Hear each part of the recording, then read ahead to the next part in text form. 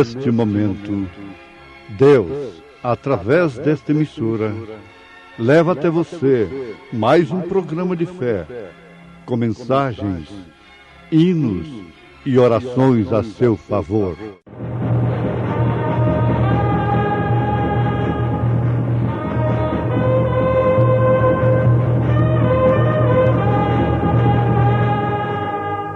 Fé para vencer.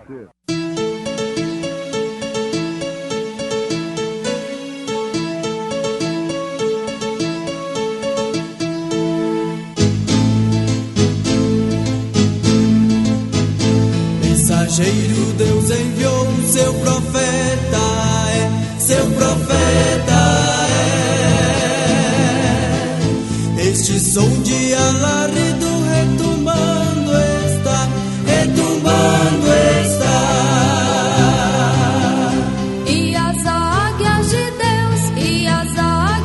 Deus, já voando estão. William Branham foi seu nome e Deus foi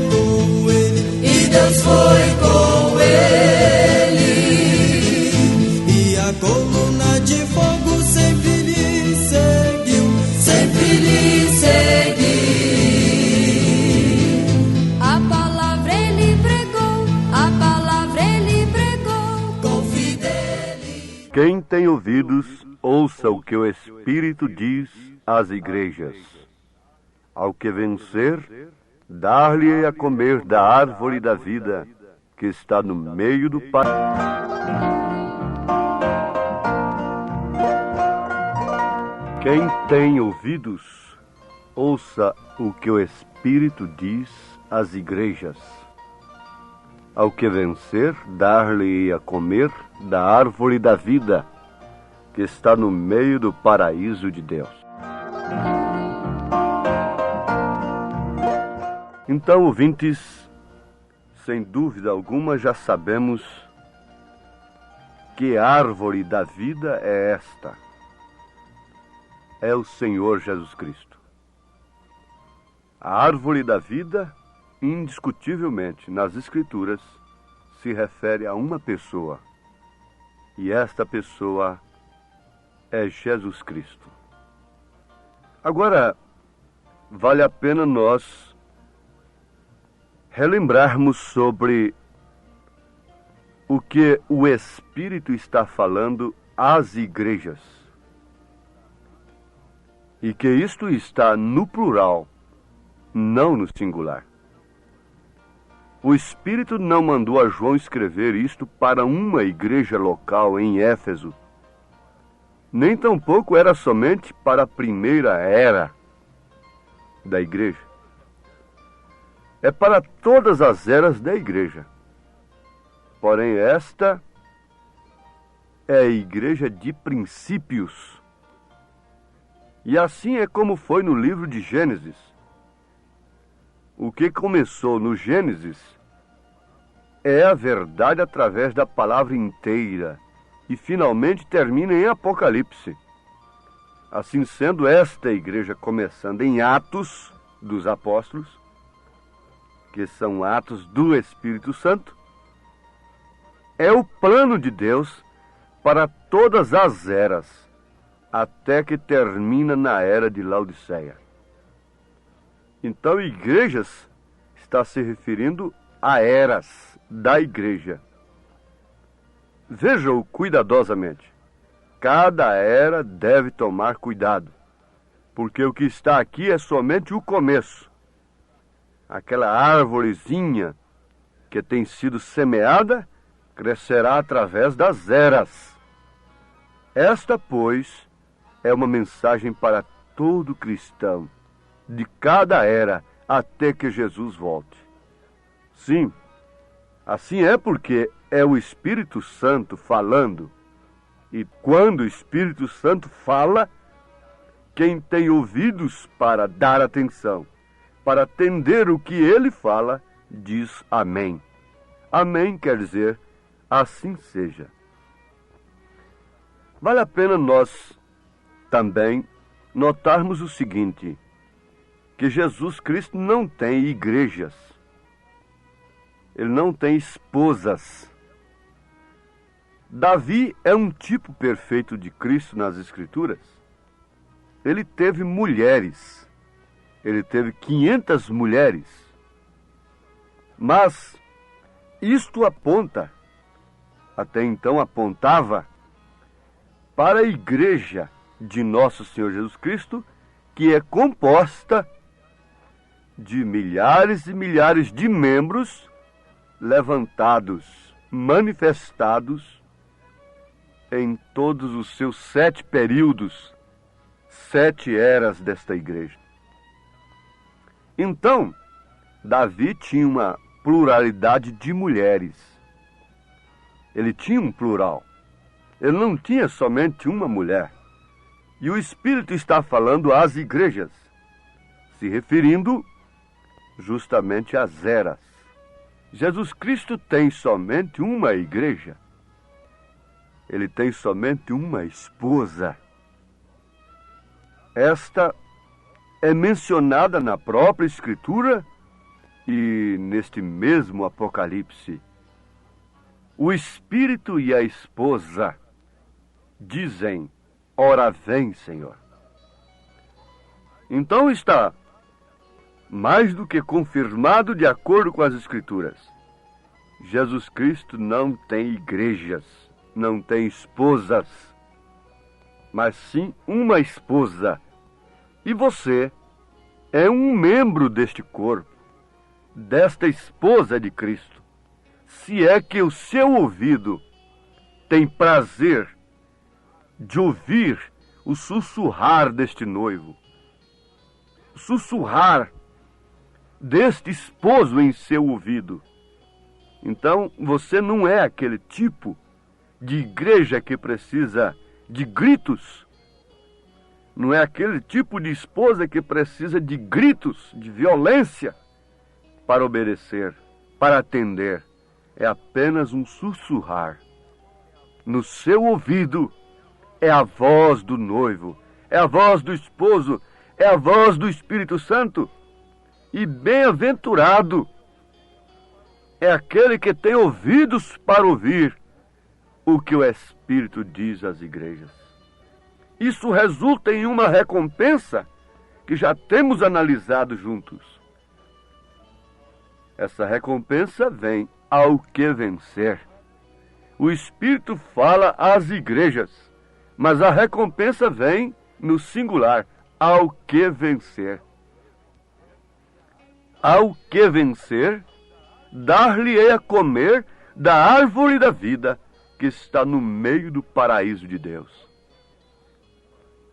Ao que vencer, no singular.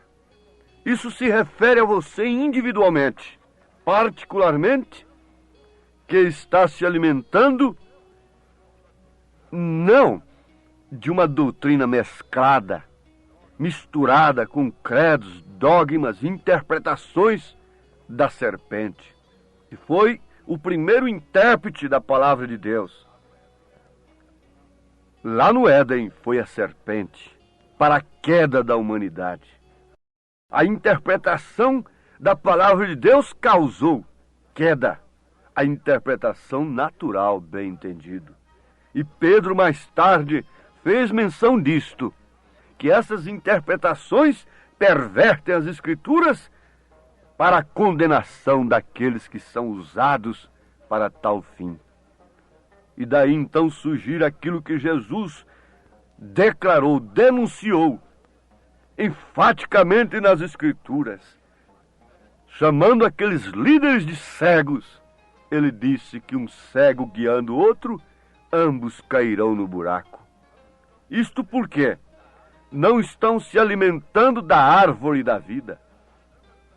Não estão se alimentando através da revelação da palavra, mas sim por uma interpretação intelectual. Ora, Abel e Caim saíram do mesmo ventre, mas não têm a mesma origem. Quando Eva comeu da árvore da ciência do bem e do mal, está claro que isso não foi simplesmente uma maçã. Se trata de uma pessoa.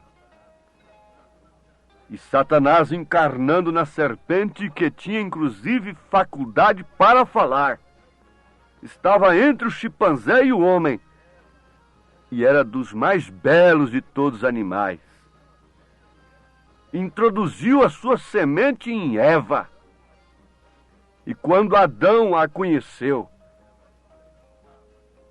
ela já estava com a semente da serpente dentro de seu ventre. Isso aconteceu mais tarde, ao contrário. Quando José conheceu a Maria, Maria já estava com a semente de Deus dentro de seu ventre. Sempre é assim. Isto prova. E Jesus pregou a semente da serpente quando disse raça de víboras. Isso quer dizer descendência de víboras.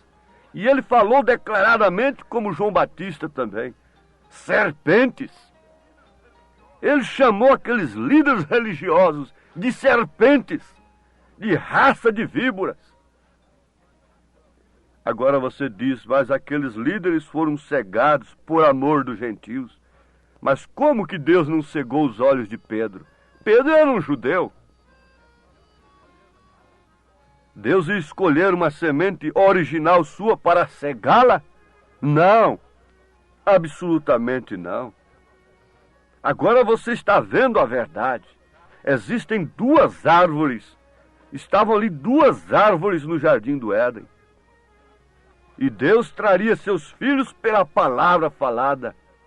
Mas Eva interceptou o plano. A criação original de Deus não podia cair, nunca, jamais. Então Satanás foi no subproduto do homem. Sabendo que o homem a amava tanto, ele sabia, se eu consegui-la, ele já está conseguido. E Adão entregou-se a si mesmo por amor de Eva. O que Cristo fez por amor da igreja. Mas, ouvintes amados, não estamos aqui com uma brincadeira.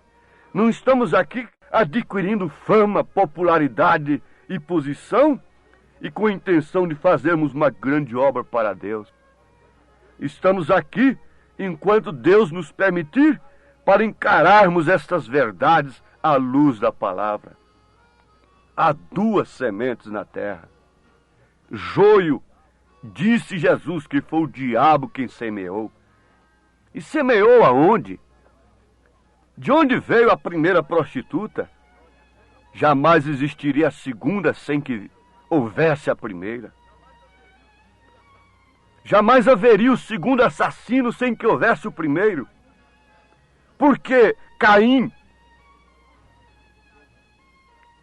assentou no seu coração matar Abel.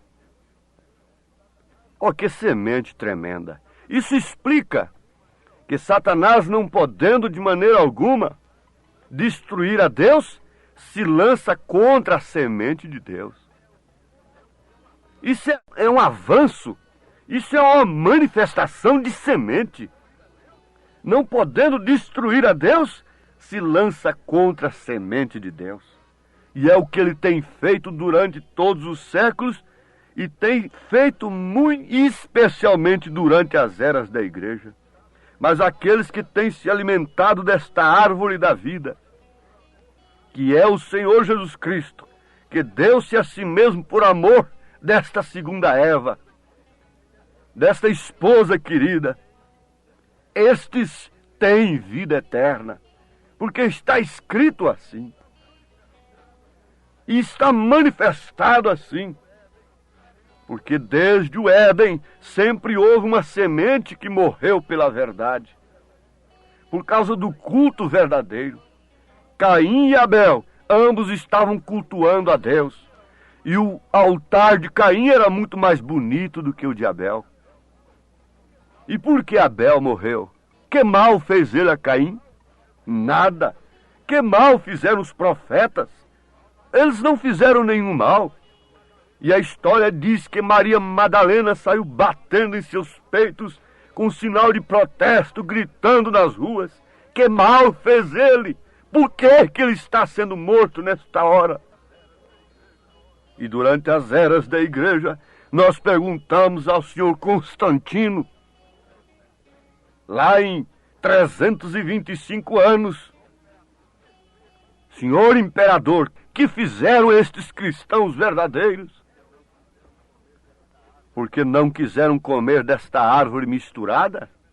Porque não quiseram crer nessas três pessoas distintas que o senhor trouxe do paganismo para o cristianismo, para fazer o seu ecumenismo, a sua união do paganismo com o cristianismo?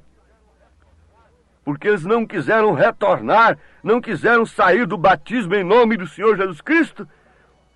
O Senhor fez correr enxurrada de sangue?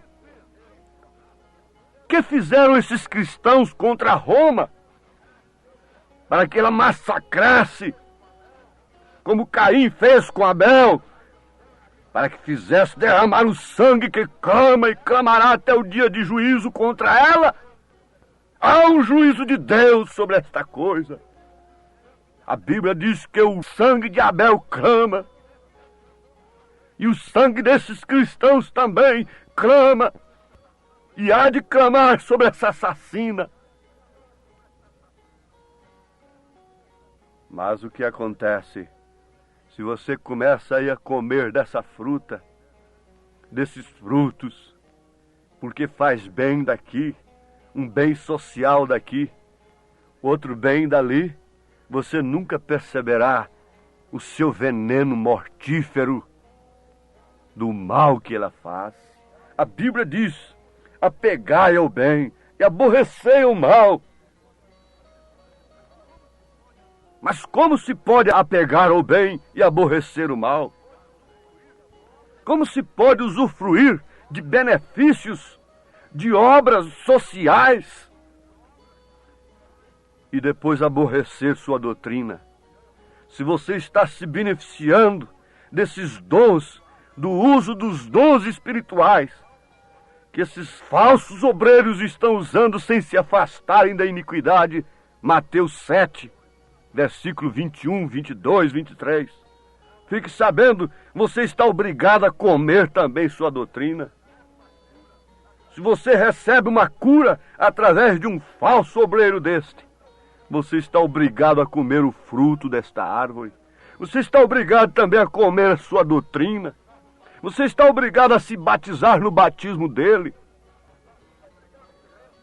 Você está obrigado a crer nessa doutrina pagã. Você está obrigado a dividir Deus em três partes, porque você está devendo favor a Ele. Ele te fez um bem. E esta é a árvore da ciência do bem e do mal. Importa 1000 vezes melhor morrer de câncer comendo a verdadeira palavra de Deus, ficando na verdadeira mensagem, e ir para a glória eterna, seguindo a Cristo, do que receber por um pouco de tempo o gozo do pecado, do que ser curado de um câncer, de uma paralisia, e permanecer num erro doutrinário, comendo de um fruto do mal. Porque não tem coisa pior do que uma doutrina errada. Não tem coisa pior do que uma doutrina que não seja dos profetas e dos apóstolos. E você quer fazer uma análise bastante sincera e real? Quer? Comece pelo seu batismo. Analise Atos dos Apóstolos. E veja se você está no fundamento dos apóstolos. Começa por aí. E não tem que voltar para dar satisfação a Herodes. Se você recebe a revelação de Deus, você não voltará para dar satisfação a Herodes.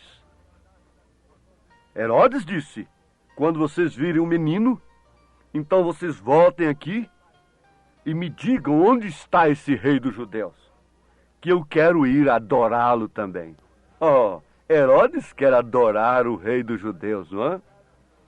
Mas avisados por divina revelação, eles voltaram por outro caminho. Faça como aquela águia, aquele filhote de águia que foi chocado num ninho de galinha. Aquele homem achou um ovo de águia, colocou no ninho de uma galinha. Isso é uma lei. Aquilo tem que nascer. Nasceu. Mas chegando no tempo próprio, não entendendo a linguagem de galinha, a doutrina da galinha, o alimento da galinha, aquele filhote ficou ali todo desajeitado, mas logo, logo sua mãe deu um grito ali em cima. Sua mãe original disse: venha, meu filho. Mas como? Bata asas. Você não foi criado para galinheiro. Você foi criado para as alturas. Vamos, saia dela, povo meu, para não seres participantes de seus pecados, para que não incorras em suas pragas.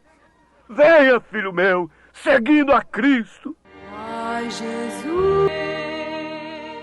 Te damos graças, ó Pai, por esta vida eterna, através desta verdadeira e genuína árvore da vida, que é o Senhor Jesus Cristo.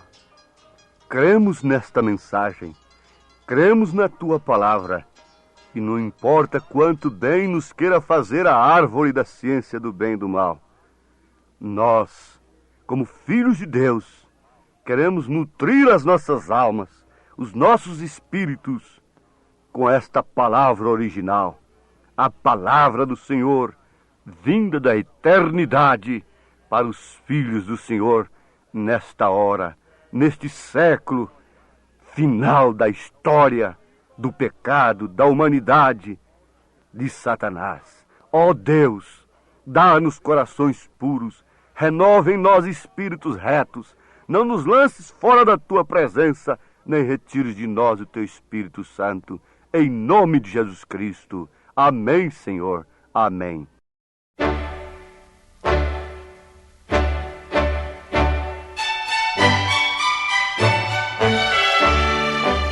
Ouvintes, escreva-nos pela caixa postal de número 15.020, 15020, CEP 74.501-970, Goiânia, Goiás. O nosso endereço na internet é www.apalavraoriginal.org.br. Volte a nos ouvir amanhã novamente neste mesmo horário, nesta emissora, se o Senhor nos permitir, com fé no Filho de Deus,